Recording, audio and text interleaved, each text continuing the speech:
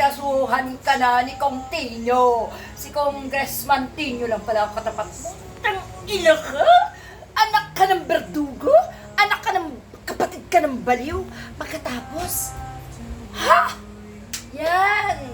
Hindi ka man makulong sa pagiging drug lord, makukulong ka ngayon sa pagnanakaw sa flood control project. O ano, mayaman, sa galing ng yaman mo. Sa bulsa ng mamamayan. Putang ina kayo. Gigil na talaga ako sa inyo. Mga nayupak na to. Ha? Yan ang mga kayabangan nyo. Congressman lang din pala katapat mo. Nagyayabang ka pa. Ano ngayon, ha? Nasaan na yung pinagyayabang yung tatay? Nasaan na yan si Sara Duterte mayabang? Ano? Ha? Ha? Yan ang sinasabi sa inyo, Pulong. Panapanahon lang yan, weather lang ang karma. No, ha? Dumating na ang karma para sa inyo. Kasi kayo rin ang salot na naging karma sa buhay ng mga tao na pinagpapatay ng tatay mo. Ha?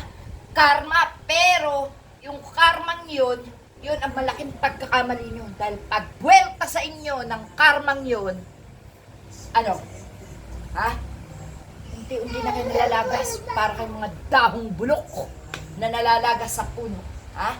Ginawa niyong karma sa mga tao yung pagkatao ninyong mga hayop kayo, pero mas matindi ang karma na mangyayari sa inyo. Ganun lang yan, Pulong. Huwag ka kasing masyadong mayabang, ha? Ha?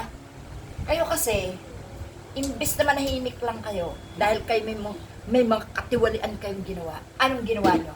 Ha? Nagmayabang pa kayo? Nagmataas kayo? Anong resulta?